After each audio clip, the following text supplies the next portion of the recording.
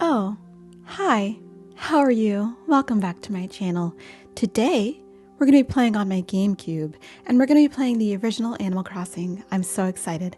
As you can see, the time is 4:59 p.m. We're going to check in on my town of St. Rosie, and more importantly, we're going to have a very frank discussion about copyright ID on YouTube. I know it's not the kind of Animal Crossing drama you thought you'd be tuning in for, but get ready. It's juicy. It's drama-filled. You're not going to believe it. Let's get into it. So, if you're not familiar, this is the original Animal Crossing. Came out in 2001, 2002. I didn't get it till 2003. In 2003, I think I was 25. Oh gosh, I just did the math and I was 26. Needless to say, I was an adult. And I've lived a lot of adult life. I have a lot of experience. And one of the things I have experience with is copyright law and how that works on YouTube. Let's get into it. Oh my gosh, Rolo lives here? Since when? Where did you come from, bestie? So Nintendo is one of those companies that fiercely protects their intellectual property. It is fiercely protective of all of its characters, its gameplay, the original compositions associated with the games. As you can see, there's background music that's happening right now that is also copyright Nintendo. The original composer, I believe, is named Kazumi Totaka. And he is the one who wrote all the Animal Crossing music and the inspiration for the character KK Slider. And that all the music is really charming. So if you're playing the game, now the Nintendo and copyright have not always, it's been a kind of a, they don't like, oh my god, there's Otis, hi.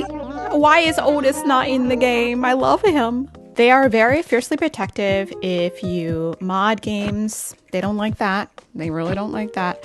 They don't like you using their intellectual property in ways that they don't approve of. And all of this information is in their end user licensing agreement. There is a really good video, actually a couple really good videos on a channel called Moon Channel, talking about Nintendo's protection of their copyright, their intellectual property. And it's really interesting. I watched both of these videos that I'm going to link down below. And technically, if Nintendo decided that they don't like the way I'm using their content or using their intellectual property, like if they don't like my gameplay, they can simply take me down. They can do that. They own the rights to the music, the images, the gameplay, the characters. That is all theirs. They have a lot of resources to protect their intellectual property, and they will go to court over it. People have been to court with Nintendo. We're playing at 5 p.m. right now because there is a YouTube video that was uploaded 12 years ago with this background music in the video. Now, if Nintendo doesn't really care about that, and that is, I mean, it's like not really worth it for them to go and take down the video because technically you're not supposed to use the background music away from game capture.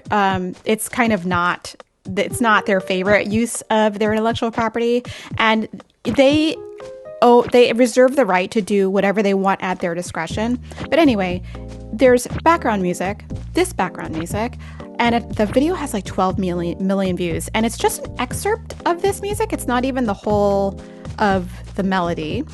And the video is called Each Time I Hear This Song. It's a cute video. It's got a little animation of Tom Nook. It's cute. You know, it's like aspect ratio from a million years ago. And so this music had been in the background of a couple of my live streams. And I mean, not associated with gameplay, so that's on me. But today I'm playing a game, and we're talking over the gameplay. We're doing some sort of fair use transformation of content. Oh my gosh, Derwin, hello.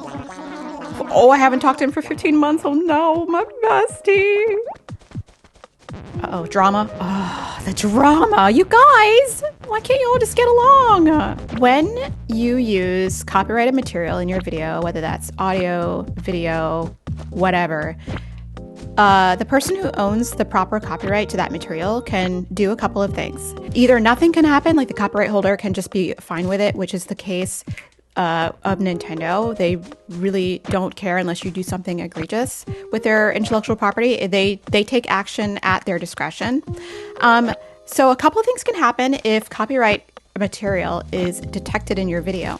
You can get an automated copyright claim, which is where a machine will detect the material and issue a copyright claim in which the owner gets part of the revenue or all of the revenue from your video. You can get a copyright strike in which your video most likely, I think, has to come down and you get a strike on your account. A couple of days ago, I received a copyright claim on this music from Animal Crossing. And I was like, what? When I read the email, it said that the content claimant was Fuga on behalf of these people who I'm going to put on screen. Normally when I get an erroneous copyright claim that I know is bogus or I think is a mistake, because let's be honest, mistakes happen. Everyone is capable of making mistakes. Usually when I get a bogus copyright claim, it is a mistake. I will dispute the claim, which is what you're supposed to do as a content creator if you believe you have rights to the material. And in addition, I will contact whoever the claimant is. Now, when YouTube emails you, they don't tell you the contact information of the claimant. It's up to you to go hunt that information down, which I think is really poor on YouTube's side. If I'm getting content claimed by somebody, I should have their contact information to contact them. I shouldn't have to go hunt for it on the internets. I always email the claimant and I say, hey, I got a copyright claim from you for these videos. I think it's a mistake. Can you retract the claim? Usually when I email these companies, and usually it's a royalty holder, like a music producer or something, they will get back to me and say, oh my gosh, we're so sorry. We're going to retract the claim. You should, have this settled in a couple of days. And they're usually very polite and professional in their response. And it's kind of a pain in the butt that I have to go and take care of it myself. But it's kind of I want the system to work correctly. And I want creators to be able to keep all of the revenue from their content that they produce. So I emailed this claimant, and this is their reply. Hi, Tabby. I'm so glad Tabby's still here. I'm going to put my original message for you to read. You can pause it. It's very measured. The reply was, hello, calm down, mate. We didn't take any copyright enforcement action. YouTube must have enforced it themselves. We have no idea about this, and I hope you didn't think we would investigate this kind of video and copyright the audio. Now, I don't know what any of that means. Oh, a mosquito got me. I don't know what any of that means. Calm down, mate, being the first couple words of the reply already set this up to be an entertaining email exchange. My reply, again, I think quite measured, unemotional, because that's not what we're here to do. We're here to keep our dollars in our pocket. We're not here to insult anyone or make anyone feel stupid. We're here to keep our pennies. No, you don't understand. It's not under our control. The song belongs to us, and since we own the song, even the remake version or different version you make will attract revenues to our side. I'm so sorry, mate. There's nothing we can do. It's staying really professional on their side, as you can see. So I normally don't have the energy for this. And since I had already disputed the claim, it will time out in 30 days if they take no action, which I don't think that they will. Claiming that you own copyright to material that you don't could put you on the hook for misrepresentation in court of law. I'm not a lawyer, but from what I understand, that is the case, and I think it's pretty serious. Anyway, the rest of our exchange is really interesting, and they come up with different reasons why the copyright claim exists and why they can't do anything about it. So they're talking in circles, and I don't want to talk with them anymore. So I have been in touch with their publisher and with YouTube. YouTube is doing absolutely nothing. They claim that they take abuse of their copyright system very seriously, and I'm not finding that that is the case. This morning, in my email exchange box with these people, I get a different email from somebody I have no idea who they are. Subject, ? And then a link to the original Each Time I Hear This Song video. And does this channel belong to you? It's not nice of you to threaten me. So I asked, who are you and why have you emailed me? And they reply, each time I hear this song, you contacted me for this. I'm the responsible person. Oh my God, finally. I get the responsible person. I'm so excited. Yes. I can just ask them to retract the claim and this will all be good, right? Because, and I also want them to correct this in Content ID so that I could make videos in the future at 5 p.m. in Animal Crossing and not have to worry about disputing copyright claims that are bogus. And then I received the most shocking response. First of all, I assume you objected the YouTube Content ID. The lack of punctuation and capitalization is very telling, especially if there is a complaint. It can seriously disturb me. If YouTube removes my song, we'll have a problem and it won't be nice. Is that a threat? Think of it as automation. If I have a problem with my distributor, you will have a problem, and this will be cause to me to lose my revenues. If there is a way to remove it, especially from your videos, tell me, and I will remove it. I'm like, I can't believe that this person just threatened me in an email and wrote it down. It's an email. It's not like we were on the phone, and I was like, oh, I forgot to record it. It's documented. That's your email address. What are you doing? Then they emailed again. You can also appeal your video if there's a topic that I can help. I will help. So I replied and told them that the ball is basically in their court and whatever they choose to do is whatever they choose to do. But I don't want to talk to them anymore. So I decided, I was like, can I make a video at 5 p.m. and will it be automatically copyright claimed again by this user? So I'm going to try it and see what happens. And I will report back to you. I just want to say that I understand the Content ID system is built so that copyright owners can get proper payment for the use of their intellectual property, whether it be music, video, whatever, because copyright law is really complicated. But the abuse of the copyright system, in particular false copyright claims, are not taken seriously by anyone running this platform. I think they call special attention to copyright takedowns, which is a different thing altogether, but not copyright claims.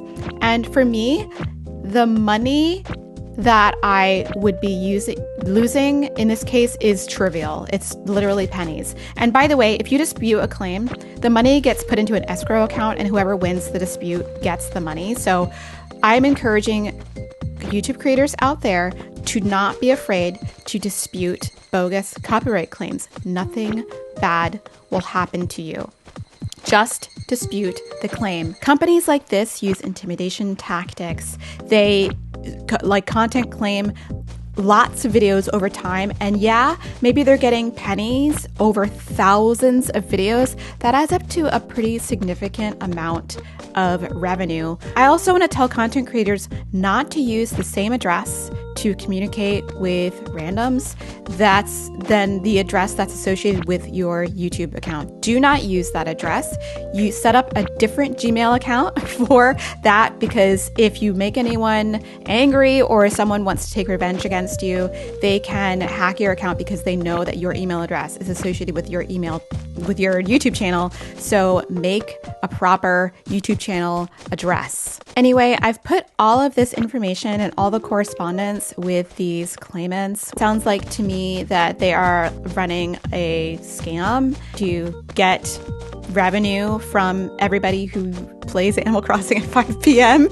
and which, is not that common because I have a working GameCube, but there are plenty of people out there using emulators and may come across this problem using Nintendo's intellectual property. It is at Nintendo's discretion only and not some random third party. At the end of the day, I'm only making this video to bring awareness to the abuse of the content ID system and to tell creators not to be afraid to dispute every bogus copyright claim you may come across. I have won every copyright dispute that I have submitted, and sometimes, most of the time, when you submit a dispute, it's a mistake on the company's part or just some sort of clerical error or some kind of weird machine thing that happened. Every music publisher or legal team for the music publisher that I've been in contact with has been really professional, very apologetic, and acted very swiftly. This case in particular is really shocking, really weird. Please do not be afraid to submit disputes. Submitting disputes is safe. Nothing will happen to you, especially if you are in the right. Take the time to do it because there's no ramifications for submitting a false or bogus copyright claim. Let's make it really inconvenient for people to keep doing this and help YouTube fix their problem, which you have to admit, there is a really serious problem. I just wanted to make you aware and encourage you to keep filing those disputes. We're going to talk to Teddy and then we'll have a good day. I know, 15 months. Oh my gosh, she calls me biznitch. That's so embarrassing. All right, what I'm going to do is I'm going to upload this on private and see if it gets another claim, and I'll follow up and let you know. All right. That was cathartic. Bye.